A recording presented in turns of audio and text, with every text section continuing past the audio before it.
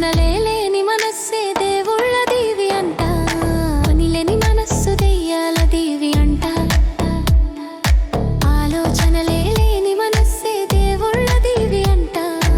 ఎల్లవేళలా మంచి ఆలోచనలతోనే ఉండు, ఎల్లవేళలా మంచిగానే ఉండు. నీ మంచి ఆలోచనలే నిన్ను ఏ ఆలోచనలు లేని స్థాయికి చేర్చునంట. పనిలేని మనస్సు దెయ్యాల దీవి అంట. ఆలోచనలే లేని మనస్సే దేవుళ్ళ దీవి అంట.